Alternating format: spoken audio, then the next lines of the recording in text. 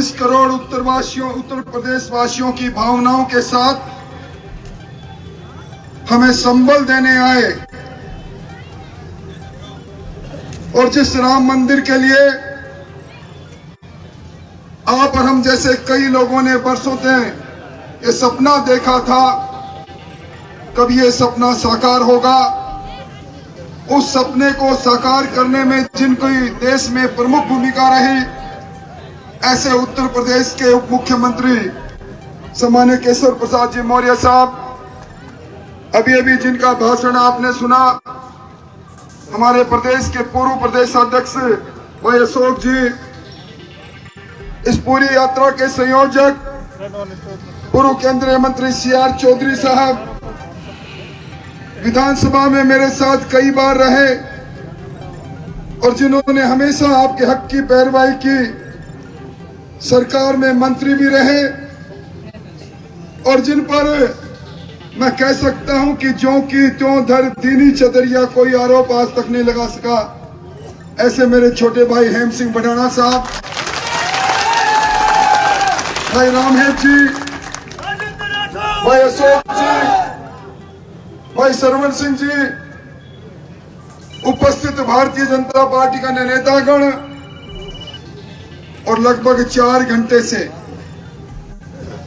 इस उमस में, इस तपत में, खेत में कामकाज छोड़कर आज इस परिवर्तन के आगाज में अपने आवाज को मिलाने आए मोतियों से महंगे किसान भाइयों, शक्तिशाली माता और बहनों, मैं आप और मौर्य साहब के बीच में कोई लंबी बात कहने खड़ा नहीं हुआ।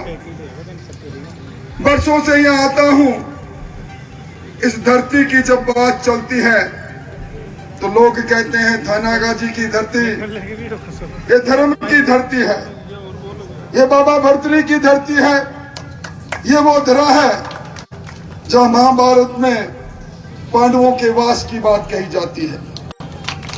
इस धर्म नगरी में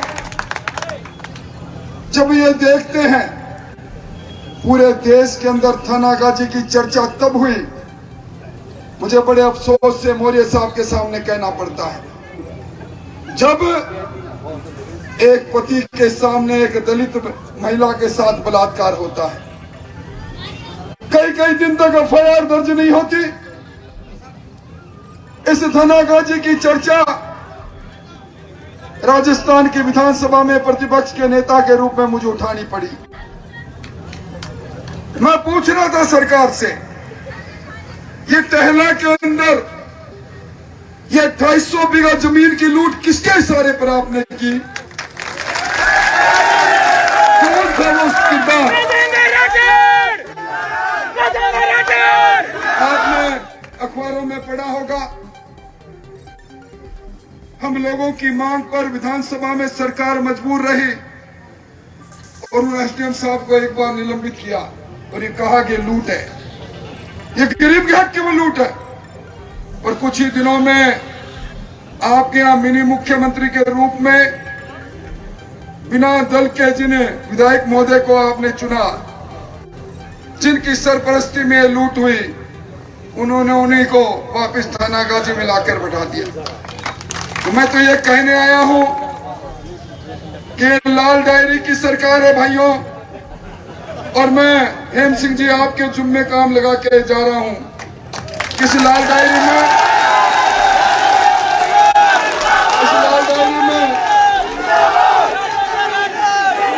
लाल डायरी में उन्हें भ्रष्ट लोगों के नाम लिख लेना, उन लोगों के नाम लिख लेना जिनकी सरपरस्ती में 5.25 साल से इस थानागाजी में लूट चल रही है।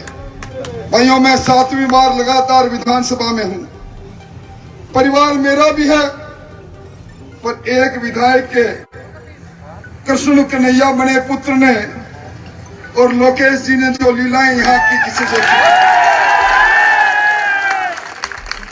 हमारे प्रधानमंत्री जी ने कहा कि 2024 तक हर घर में मीठा जल जाना चाहिए, पर मौर्य साहब जल जीवन मिशन के अंदर, इस थानागाजी के अंदर जो कमीशन खोरी हुई और पहली बार राजस्थान के अंदर किसी एमएलए के पुत्र गिरफ्तार हो कमीशन खोरी में, ये पहली बार हुआ।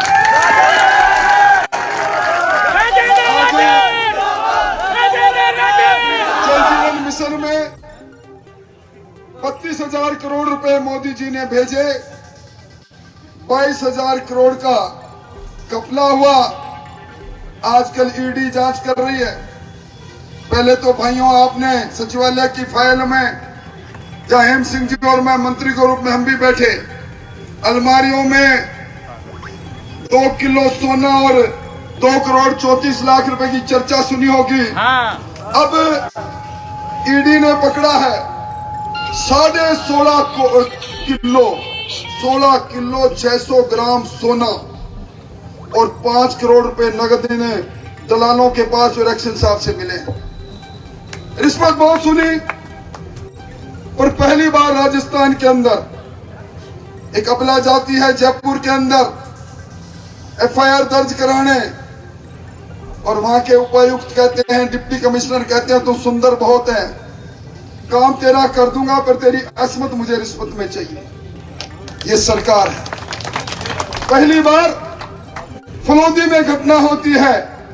एक किसान जाकर कहता है कि मेरे नामांतरण का काम को एसडीएम साहब कर दो। एसडीएम कहता है 2 लाख रुपए लगेंगे। वो किसान कहता है मुझे कुछ घंटों की मोहलत दो। एसडीएम की निगाह किसान की उंगली पकड़े 2 छोटे बच्चों पर जाती है जो स्कूल जाते हैं, 4 साल के बच्चे। बोले यहाँ इन बच्चों को खड़ा कर जा, पैसे ले आना, तेरे बच्चे जब तक गिरवी रहेंगे। ये हालात है। इसलिए भाइयों, इस लूट और झूठ की सरकार को और किसानों, आपके साथ जो अन्याय हुआ, कल मुझे पटवार संघ के लोग मिले, उन्होंने मांग की कि हमारे 24 करोड़ रुपए राजस्थान की सरकार नहीं दे रही। मैंने पूछा किस बात के हैं? बोले, कहने लगे जिन्होंने फसली ऋण का पैसा नहीं चुकाया था, हमने 19,600 किसानों की जमीन कुर्क की। रोडा एक्ट बना हुआ है 1974 का।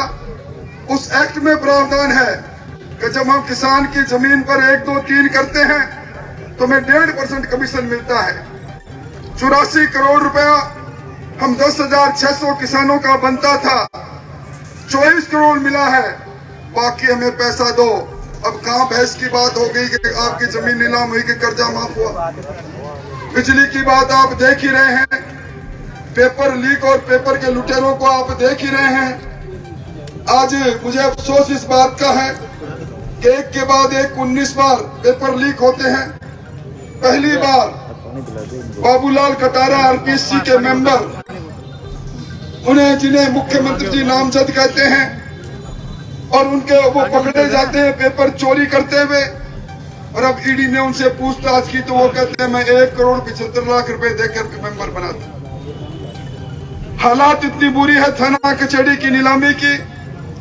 मेरे दोस्त हैं, रामेश जी के भी दोस्त हैं, अब दुनिया में नहीं रहे, धर्मपाल जी, उनका बेटा मुंडावर से विधायक है। सुबह सुबह बदहाल हालत में आता है, विधानसभा चल रही है, कहते हैं अंकल मुझे धमकी मिली है, 1-2 बार नहीं 3 बार मिली है। गैंगस्टर कहता है 20 लाख रुपए दे दे वरना तेरी जिंदगी खत्म कर दूंगा। जब एमएलए बचे नहीं तो बाकी लोगों की हालत क्या होगी। इसलिए भाइयों, अब मौर्य साहब को आप सुनोगे और मैं एक निवेदन करूंगा, आप उत्तर प्रदेश से चलकर आए हैं, इस लूट और झूठ की सरकार, ये जो अश्वमेघ यज्ञ के रूप में ये चारों दिशाओं में यात्रा निकली है, ये जन यात्रा बनी है। अब इस सरकार को उखाड़ फेंकने का संकल्प अब सबका है। तो मैं नारा लगाऊंगा, सड़ी गड़ी सरकार को, आप कहेंगे एक धक्का और दो। सड़ी गड़ी सरकार को एक धक्का और दो। और ये साहब कह रहे हैं मजा नहीं आया, सड़ी गली सरकार को एक धक्का और दो। और हेम तेरे को बहुत बहुत बधाई, बहुत बहुत